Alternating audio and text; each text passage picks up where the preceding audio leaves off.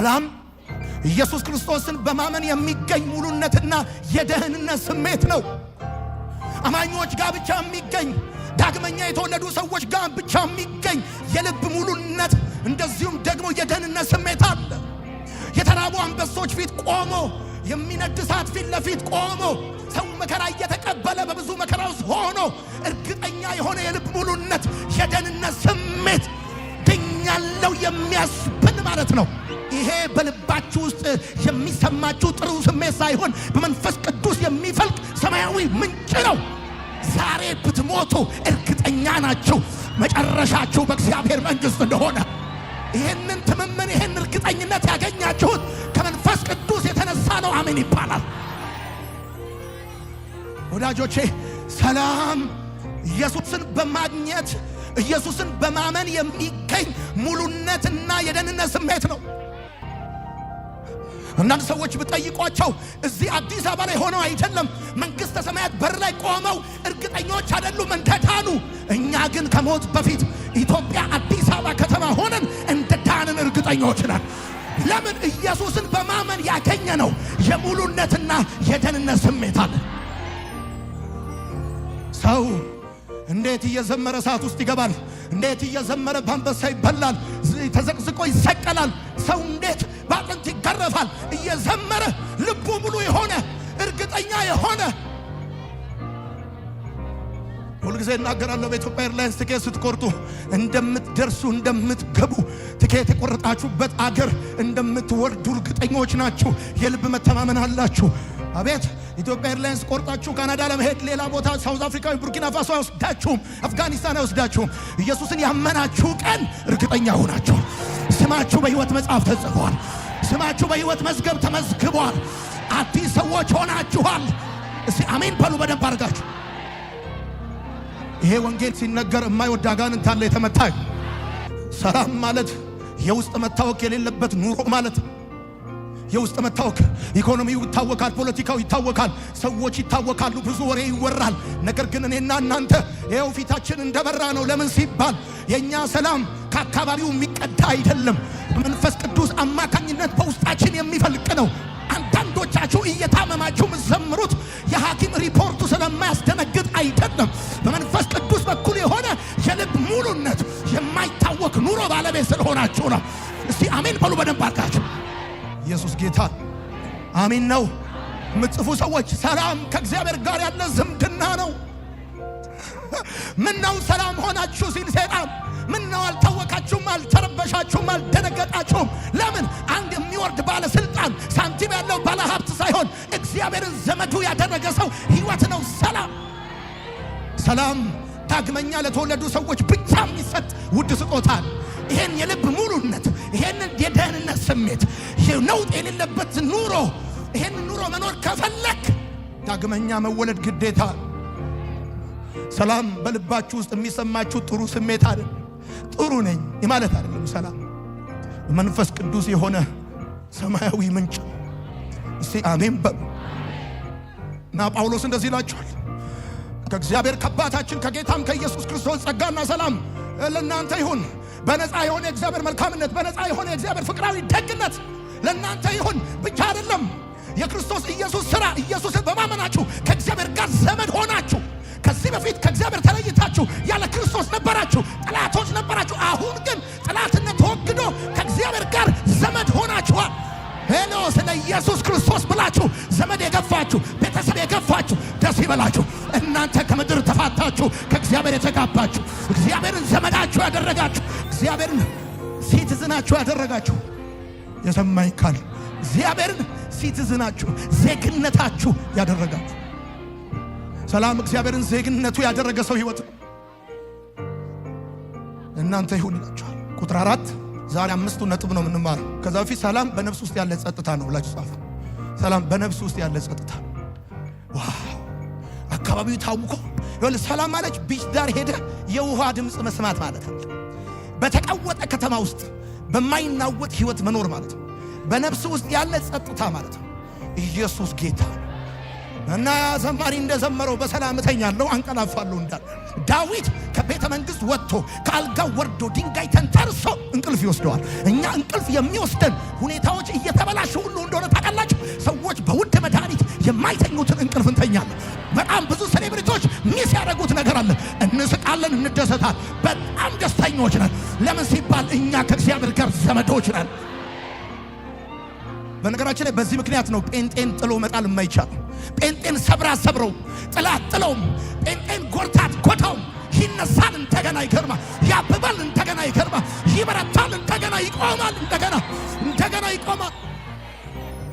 በቃ ከተመለት ምናምን ስትል የማይደፈን በመንፈስ ቅዱስ የሆነ የሰላም ምንጭ ውስጡ ይፍለቀለቃል። በዛ የሆነ ነገር በዚህ ጎረቤት በዛ ምቀኛ ሸረኛ በመቃብር አፈር በዶሮ አንጀት በበጋገጭ ምናምን ይመትታል፣ ያትራል። አንተ ግን እንደዚህ ትላለህ፣ በሰላም እተኛለሁ አንቀላፋለሁ፣ እግዚአብሔር ሆኖኛልና መተማመኛ፣ ከክፋት ሁሉ መዳኛ። እስቲ አሜን በሉ። አይምሮን ሁሉ የሚያልፍ ሰላም፣ አይምሮን ሁሉ የሚያልፍ ልብን የሚጠብቅ ሰላም።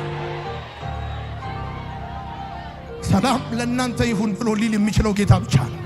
እሱ የሰላም አለቃ ነው። ድንቅ መካር ኃያል አምላክ የሰላም አለቃ ነው። እሱ የገንዘብ አይደለም፣ እሱ የሌላ ነገር የሰላም አለቃ ነው። ሰላም በእጁ ያለው የኔ ጌታ ብቻ ነው። እኔ የምሰጣችሁ ሰላም ዓለም እንደምሰጣችሁ ሰላም አይደለም፣ ይለያል። ዓለም የምሰጣችሁ ሰላም ከሁኔታው ይነሳል። ዓለም የምሰጣችሁ ሰላም ተፈጥሯዊ ነው። አሁን ይኖራል፣ በኋላ አይኖርም። ዓለም የምሰጣችሁ ሰላም አጎበር አለበት። የኔና የእናንተ ሰላም በመንፈስ ቅዱስ የሆነ አጎበር የለበት፣ ራስ ምታት የለበት። ኢየሱስ ክርስቶስ ጌታ ነው።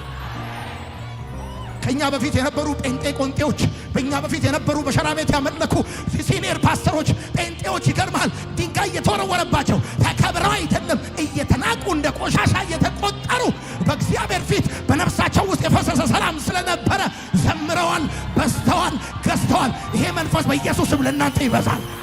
በደም ጩሁና አሜን ይባሉ። ለእናንተ ይበዛላችኋል። ሁኔታን የሚያልፍ ሰላም በልባችሁ ላይ ይፈሳል። ኢየሱስ ጌታ። ቁጥር 4 እንደ አባታችንና እንደ አምላካችን ፍቃድ ክፉ ከሆነው ከአሁኑ ዓለም ያድነን ዘንድ ስለ ኃጢአታችን ራሱን ሰጠ። 4 ላይ ሐዋርያ ጳውሎስ የክርስቶስን የመስቀል ሥራ እኛ የምንኖርበትን ዓለም ተፈጥሮ እንደዚሁም የክርስቶስን ፍጹም ፍቅር እንደዚሁም ደግሞ የዘላለም ዕቅዱን ቁጥር 4 እና 5 ላይ ባሉት 2 ቁጥሮች ውስጥ ይጽፋል። የኢየሱስ ክርስቶስን ሞት የመስቀል ሥራውን at the same time እኛ የምንኖርበትን ዓለም ተፈጥሮ ከዛም ሲቀጥል ደግሞ ፍቅሩንና እግዚአብሔር ለኛ ያለውን ዘላለም ዕቅዱን ቁጥር 4 እና 5 ላይ ይነግረናል። ወዳጆቼ ይሄን እዩኝ። ቁጥር 4 ያጠቃላይ የገላትያ መጽሐፍ አንጓል ማለት የምትገቡበት ቁጥር ነው። አንጓል መልእክቱን የሚያደራጀው አሁን እዚህ ቁጥር 4 ላይ ይቆማል። እንደዚህ ይላል፣ እንደ አባታችንና እንደ አምላካችን ፍቃድ ክፉ ከሆነው ከአሁኑ ዓለም ያድነን ዘንድ ስለ ኃጢአታችን ራሱን ሰጠ። ምን ማለት ነው? እንደ አባታችንና እንደ አምላካችን ፍቃድ ብሎ ሲል የክርስቶስ ኢየሱስ ሞት ታሪካዊ አጋጣሚ አይደለም፣ የተፈጥሮ ግዴታ አይደለም፣ የአይሁድ ፍላጎት አይደለም፣ የሮማውያን ጉልበት ሳይሆን የአብ ዕቅድ ነው። አይሁዳውያን ስለፈለጉ አይደለም የሞተው። ሮማውያን በወቅቱ ስልጣን ስለነበራቸው አይደለም የገደሉት። ማንም ከሱ ነፍሱን ሊወስድ አይችልም ነበር። የእግዚአብሔር ዕቅድ ነው። የኢየሱስ ሞት የታሪክ አጋጣሚ አይደለም፣ የተፈጥሮ ግዴታ ሆኖበት አይደለም የሞተው። የአይሁዳውያን ፍላጎት ስለሆነ አይደለም፣ የአብ ዕቅድ ነው። የኢየሱስ ሞት የአብ ዕቅድ ከሆነ የኔና የእናንተ ደህንነት የአብ ዕቅድ የክርስቶስ ኢየሱስ የሥራ ውጤት አለቀ። ሞቱ የአብ ዕቅድ ከሆነ የኔና የእናንተ ድነት የኔና የእናንተ እጅ ሥራ ውጤት ሊሆን አይችል። ያላለንን እንደ አምላካችንና እንደ አባታችን ፍቃድ ክፉ ከሆነው ከአሁኑ ዓለም ያድነን ዘንድ ራሱን ሰጠ። ራሱን የሰጠው የሞተው በታሪክ አጋጣሚ በተፈጥሮ ግዴታ ወይም በአይሁድ ፍላጎት ወይም በሮማውያን ጉልበት ሳይሆን በአባቱ ዕቅድ። ሁለተኛው ክፉ ከሆነው ከአሁኑ ዓለም ይላል። እዚሁ ቁጥር ላይ የምታገኙት ክፉ ከሆነው ከአሁኑ ዓለም። ክፉ ከሆነው ከአሁኑ ዓለም ሲል የመስቀሉ ሥራ ከኃጢአት ብቻ ሳይሆን ያዳነን ሰይጣን ገዢ ከሆነበትና አሁን ከሚሰራው የጨለማ አገዛዝ ጭምር ነው ያዳነን። አረመኔ ከሆነው፣ ጨካኝ ከሆነው፣ ነፍሰ ገዳይ ከሆነው፣ ክፉ ከሆነው፣ አመፀኛ ከሆነው አሁን ከሚሰራው የጨለማ ሥራ የኢየሱስ ክርስቶስ የመስቀል ሥራ ሞቱ እናንተን ያዳነን ከኃጢአት ብቻ አይደለም። ሰይጣን ከሚያስተባብረው ከሚገዛበት መንግስት ከዛም ደግሞ አሁን ከሚሰራው የጨለማ ኃይል አሁን በዓለም ላይ የሚሰራ የጨለማ ኃይል አለ። በእናንተ ላይ የማይሰራ በእናንተ ላይ የማይሰራ አቅም ጉልበት የሌለው የሰማኝ ካል ክፉ ከሆነ ከአሁኑ ዓለም ያድነን ዘንድ ስለ ኃጢአታችን ራሱን ሰጠ አለ። ጌታ እስኪመጣ ምንም እንኳን በምድር ላይ ብንቆይም በጌታ ያልሆኑ ሰዎች የሚገዛቸው የዓለም ስርዓት የህይወት ስርዓት እኛን አይገዛንም። ወዳጆች ይሁን እኔን ክፉ ከሆነው ከአሁኑ ዓለም ያድነን ዘንድ ብሎ ካል ክፉ የሆነ የአሁኑ ዓለም ካለ ክፉ ያልሆነ ሌላ ዓለም አለ። በሁለቱ ዓለማት መካከል ድልድያል፣ እሱም መስቀል ይባላል። ክፉ ከሆነው ከአሁኑ ዓለም በመስቀሉ አማካኝነት ለምን ቆላስይስ መጽሐፍ ምዕራፍ 1 ቁጥር 13 ሲናገር እርሱም ከጨለማ አገዛዝ ታደገን፣ ከጨለማ አገዛዝ ወደሚወደው ወደ ልጁ መንግስት አሻገረን አለ። ከጨለማ አገዛዝ ጨካኝ ከሆነ አረመኔ ከሆነ ነፍሰ ገዳይ ከሆነ ውለታ ከማያቅ እጅግ አመፀኛ ከሆነ ከጨለማው አገዛዝ አዳነን። ቆላስይስ መጽሐፍ ምዕራፍ 1 ቁጥር 13 እንደዚህ ይላል፣ እርሱ ከጨለማ ስልጣን አዳነን። አሁን የጨለማው ስልጣን በእኛ ላይ አይሰራም። አዳልሞቲ ቡዳ፣ መጋኛ፣ ምቀኛ፣ በመቃብር አፈር፣ በዶሮ አንጀት፣ በበጋጌጅ በምናምን የሚሰራ ድግምት፣ ደካሚ፣ መተተኛ፣ ሟርተኛ፣ አስማተኛ በእኛ ላይ አይሰራም። ታሚን በደንብ አድርግ። አይሰራም። አይስዌቱ ጋድ አይሰራም። እያማራቸው ይቀራል። ይደግማሉ፣ ፎቶ ይዘቀዝቃሉ፣ በልዩ ልዩ መንገድ ይመትታሉ። አንተ በሰላም ትወጣለህ፣ በሰላም ትገባለህ። በአንድ በኩል ይመጣሉ፣ በ10 አቅጣጫ ይበተናሉ። የመስቀሉ ስራ የኢየሱስ ሞት ከኃጢአት ብቻ ሳይሆን ክፉ ከሆነው የጨለማ አገዛዝ ከዲያብሎስ አገዛዝ አዳነናል። ወዳጆቼ ወደ ኋላ ሄዳችሁ ብትመለከቱ እኮ አንዳንዶቻችን ታዳሚ የነበርን እንኳን ለኛ ለራሱ በማያውቅ ጠንቋይ እግር ስር ስንንከባለል የነበርን ክፉ ከሆነው ካሁኑ ዓለም ሲል እኛ ያለንበትንም ዘመን ኢንዲኬት ያደርጋል፣ ያሳያል። ያለንበትን ዘመን የጊዜውን ክፋት፣ የዘመኑን ክፋት።